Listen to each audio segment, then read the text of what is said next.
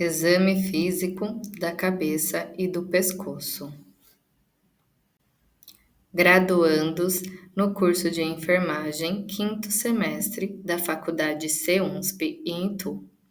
Antônio Ferreira Neto, Augusto Peron Nunes, Camila de Moraes Silveira, Cláudia da Silva Pereira, David Ferreira Pinto, Diana Salgado de Freitas, Elcimara Maria Correia Souza, Lucas Aparecido Ferreira Machado, Maria Maisla da Costa Tavares. Na realização do exame físico da cabeça e do pescoço, o profissional deve iniciar de preferência pela cabeça, utilizando o método propedêutico para examinar as principais estruturas desta região. No exame, o enfermeiro deverá utilizar técnicas de inspeção e palpação, e, quando possível, posicionar o paciente sentado. Inicialmente, deve ser observada a posição ereta e em perfeito equilíbrio, sem movimentos involuntários. A alteração da postura, como inclinação para frente ou para trás, podem indicar doenças do pescoço ou das meninges. E a inclinação da cabeça para um lado pode indicar a perda unilateral da audição ou da visão. No exame físico do crânio, observaremos o seu tamanho, que vai variar de acordo com a idade e o biotipo. Alterações como micro ou macrocefalias devem ser verificadas. Observaremos também alterações como lesões localizadas, presenças de cistos sebáceos, tumores ósseos, hematomas e nódulos no couro cabeludo. Observaremos também a integridade do cabelo, se há oleosidade, manchas vermelhas e perda de pelos, como na alopécia.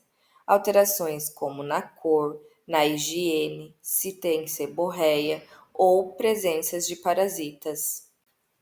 Na propedêutica da face, observaremos alterações na coloração da pele, que indicará doenças, como, por exemplo, a coloração esbranquiçada irá indicar a palidez, que é quando o paciente está hipocorado. Serão avaliados nas regiões das conjuntivas, na região oral, nas bochechas e na palma das mãos e pontas dos dedos. Essa medida é avaliada em cruzes, quando 0 cruzes é sem palidez e 4 cruzes palidez intensa. A coloração avermelhada indica eritrose. Observaremos também se há cianose, que é quando a coloração está azulada. Normalmente, aparece na região da face, como lábios e nariz, principalmente na ponta do nariz, nas extremidades das pontas dos dedos e da orelha. Outra alteração será a icterícia, que é de cor amarelada, avaliada então na região ocular e também na cavidade oral, principalmente nas conjuntivas e regiões inferiores da língua. Essa medição também é em cruzes, sendo 0 anictérico, uma cruz quando aparece nas conjuntivas e na língua, 2 cruzes quando começa a aparecer no rosto, 3 cruzes quando já chega ao tronco e 4 cruzes quando já está em todos os membros inferiores. Há pacientes com faces etílicas, quando os olhos são avermelhados e há certa ruborização na face e no sorriso indefinido. O paciente tem o hálito etílico e normalmente a voz pastosa. No exame físico dos olhos, podem revelar afecções locais ou manifestações oculares de doenças sistêmicas. Devemos então avaliar o fechamento e a abertura das pálpebras, observando se há alterações na mobilidade e presença de movimentos conjuntivos, se há processos inflamatórios ou edemas palpebrais, se há ausência ou perda de pelos na região superciliar. As pálpebras, além de serem inspecionadas, devem ser palpadas quando necessário, para avaliar nódulos ou lesões.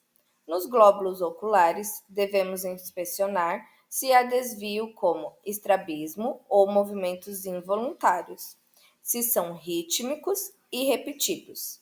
A conjuntiva, observaremos a coloração, a congestão ou a presença de secreção mucopurulentas e hemorragia subconjuntival.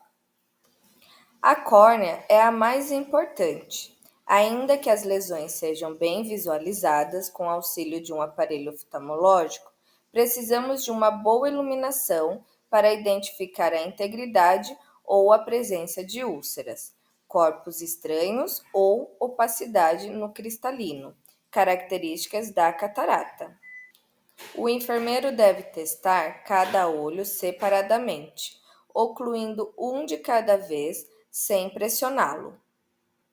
Deve-se solicitar ao paciente que acompanhe com o olhar a movimentação do determinado objeto de avaliação, da direita para a esquerda, para cima e para baixo. As pupilas são as aberturas contráteis no centro da íris ocular. A reação fotomotora é realizada com o auxílio de uma luz superficial, quando ausentes, indicam lesões do olho ou lesões mesencefálicas. No exame físico do nariz e seios paranasais, o enfermeiro deve observar a forma e o tamanho do nariz, que poderão estar alterados em caso de traumatismo, tumores ou inflamações. Devemos observar a simetria, se há presença de deformidades e os movimentos das asas nasais durante a respiração. Para realizar esse exame, deve-se inclinar a cabeça do paciente para trás e, se possível, usar um otoscópio e uma espátula. Devemos observar o septo, se há desvio ou sinais de sangramento. No exame, por meio de palpação, deve-se verificar se há sensibilidade. Para avaliar, é só pressionar os seios frontais com os polegares sobre a sobrancelha e depois os seios etimoideais e, por último, os seios maxilares, fazendo movimentos para cima. Quando há presença de hipersensibilidade, é sugerido então sinusite. No exame físico da boca, devemos inspecioná-lo com auxílio de luvas e espátula, observando a coloração, o hálito, os dentes, a fenda palatina e a gengiva. Alterações como ulcerações, lesões herpéticas, neoplasia ou rachaduras nas comissuras devem ser observadas. Quando o paciente usar prótese dentária, observaremos o ajuste e a higiene. No exame físico do pescoço, devemos observar tamanho, que vai variar conforme o biotipo, e simetria. Para a realização desse exame, o paciente deve permanecer sentado em posição ereta. Na inspeção do pescoço, o importante é atentar-se à presença de cicatrizes, cianoses, engurgitamento de veias jugulares e se há aumento nas glândulas parótidas ou submaxilares. O aumento do volume da tireoide pode revelar nódulo ou bócio. As veias jugulares normalmente não são visíveis. A estase jugular deve ser examinada com o paciente em decúbito de 45 graus. Se não desaparecer na posição sentada, pode indicar uma insuficiência cardíaca. O exame das artérias carótidas deve ser feito por meio de palpação com os dedos indicadores e médios da mesma mão, sempre na comparatividade. Deve-se palpar os linfonodos da região cervical da mesma forma, utilizando os dedos indicadores e médios, movendo a pele para cima sobre os tecidos subjacentes.